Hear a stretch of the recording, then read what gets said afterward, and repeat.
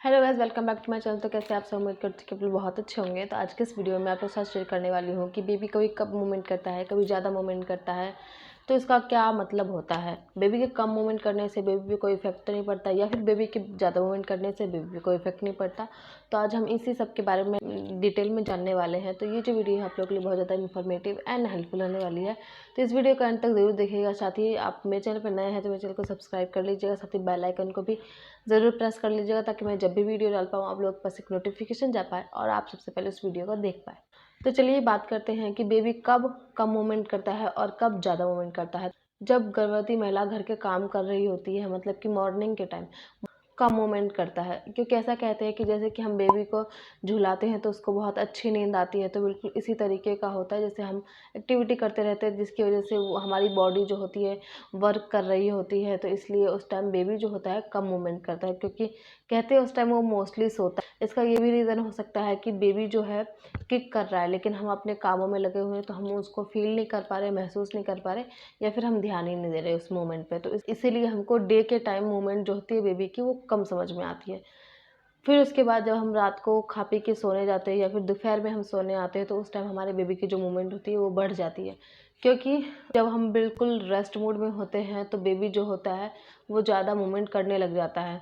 ऐसा नहीं है कि वो पहले मूवमेंट नहीं कर रहा था, पहले भी मूवमेंट कर रहा था, लेकिन हम अपने काम में बिजी होने की वजह से हम उस मूवमेंट को ज़्यादा ध्यान नहीं दे रहे थे। लेकिन अभी हम सोए हुए हैं, आराम से रिलैक्स मोड में हैं, तो अभी हम अपने बेबी की जो मूवमेंट होती है उसको फील कर पाते हैं, ज़्यादा फील कर पाते हैं। तो इसलिए हमें ऐसा लगता है कि हम जब लेटे हुए हैं उस टाइम हमको बेबी की जो मूवमेंट है वो ज़्यादा आ रही है। चलिए अब बात करते हैं कि किस टाइम बेबी जो होता है वो कम मूवमेंट करता है, या फिर क्या रीजंस होते हैं बेबी के कम मूवमेंट करने के। सबसे पहला रीज़न यही होता है कि बेबी की जो ग्रोथ है वो सही से नहीं हो पा रही है, उसको भरपूर मात्रा में पोषक तत्व नहीं मिल पा रहे हैं, जिसकी वजह से बेबी जो है वो वीक है, जिसकी वजह से वो ज़्यादा मूवमेंट नहीं करता है। दूसरा रीज़न ये होता है कि बेबी का वज़न कम होना। तो बेबी का जब वज़न कम होता है तो जिसकी वजह से भी बेबी जो होता है मूवमेंट तो करता है, लेकिन हमको फील नहीं होता। बेबी उस टाइम बेबी का वेट कम होने की वजह से हमको बेबी की जो मूवमेंट होती है वो ज़्यादा समझ में नहीं आती है। तो एक सेकंड रीज़न ये हो सकता है। तीसरा रीज़न यह है कि बच्चे को सही तरीके से ऑक्सीजन नहीं मिल पा रहा है, जिसकी वजह से भी बेबी कम मूवमेंट करने लग जाता है। बेबी की जो मूवमेंट है वो हर 2 घंटे में 10 बार होनी चाहिए। अगर 2 घंटे में आपको 10 बार मूवमेंट नहीं समझ में आ रही, फिर बेबी आपका 2 घंटे में 10 बार से कम मूवमेंट कर रहा है, तब आपको सिचुएशन में आपको तुरंत अपने डॉक्टर से बात करनी चाहिए।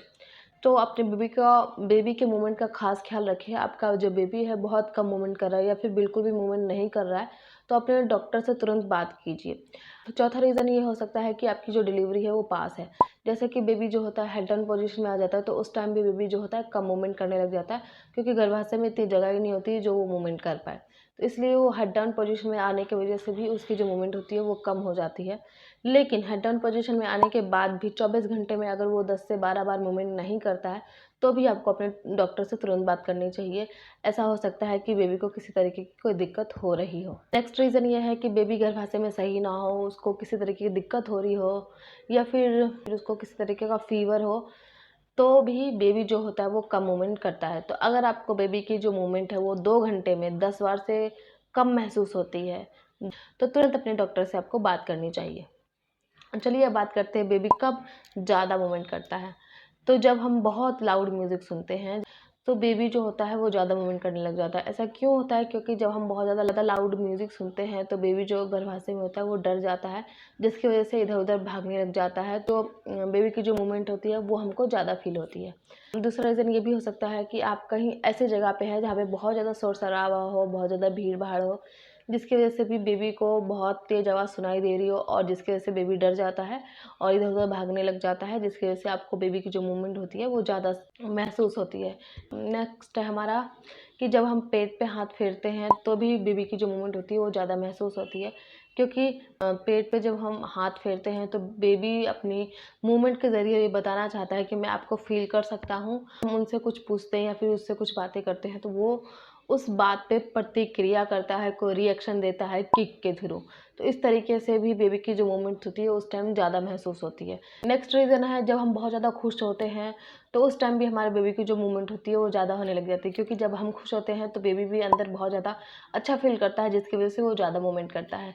नेक्स्ट है हमारा, जब हम बहुत ज़्यादा गर्म पानी पी लेते हैं या फिर बहुत ज़्यादा ठंडा पानी पी लेते हैं, जिसकी वजह से बेबी की मूवमेंट बढ़ जाती है। उसके साथ ही जब हम कोई ऐसा काम कर लेते हैं जिसकी वजह से बेबी को कोई दिक्कत हुई हो, जैसे कि मैंने अपनी प्रेगनेंसी के टाइम झुक के, मतलब कि मैं पूरा नहीं झुकी थी, जैसे कि मैं हूँ ये, तो मैं इतना झुक के, और यहाँ पे समझ लो यहाँ पे कुछ सामान था तो उसको साफ़ कर रही थी मैं, तो इतना झुक के मैं कम से कम मैंने आधे घंटे तक वो घर के कुछ काम किए थे मैंने, सिर्फ इतना बेंड हुई थी, जिसकी वजह से मुझे इतना बेबी की जो किक है इतनी महसूस हुई कि मेरे पेट में बहुत ज़्यादा दर्द होने लग गया था।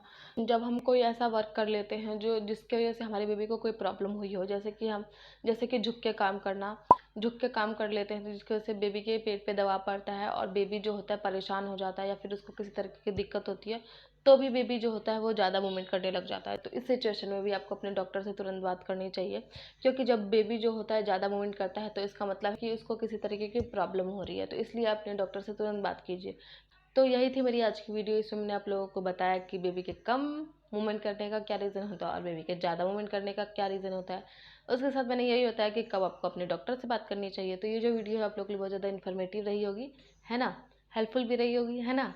तो इस वीडियो को लाइक कर दीजिएगा, मेरे चैनल को सब्सक्राइब कर दीजिएगा, साथ ही बेल आइकन को भी ज़रूर प्रेस कर लीजिएगा, ताकि मैं जब भी नई वीडियो डाल पाऊँ आप लोगों के पास एक नोटिफिकेशन जा पाए और आप उस वीडियो को सबसे पहले देख पाए। तो चलिए मिलते हैं अपने नेक्स्ट वीडियो में, तब तक के लिए बाय बाय।